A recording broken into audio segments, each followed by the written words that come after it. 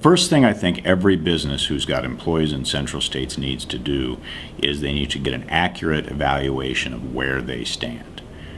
Because withdrawal liability is a very ugly issue, businesses and people tend to take an ostrich approach. They stick their head in the sand, and until it comes up, they just don't think it exists.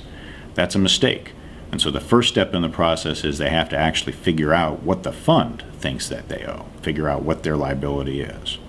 The second thing they have to do is they have to verify that those numbers are accurate.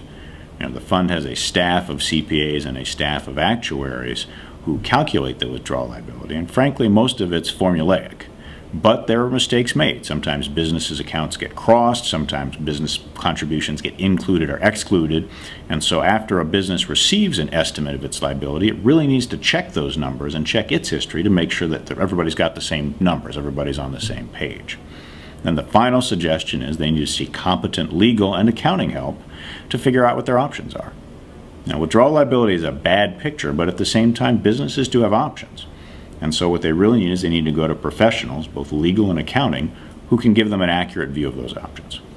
Hindsight is always 20/20. There are always decisions that could have been made differently along the road. And so, from the perspective of pensions, a lot of the nation's pension funds are failing, some worse than others. Central States is kind of a poster child because they've been one of the most visible. They're not the worst in the country. They're one of the worst.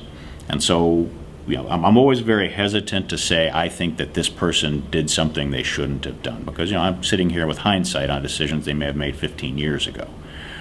Had different decisions been made with the fund, in terms of the way that they were going to run the fund, or issues, for example, like letting UPS exit the fund, when they let UPS exit the fund, things might be different.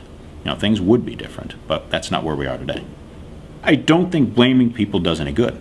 I think at this point in time, regardless of us deciding who we want to blame for the crisis, the bottom line is that in order to help the employees who count on those pensions, and in order to help the employers who want to keep their businesses alive and keep their business value, we don't worry about who we blame, we just have to worry about how to fix it.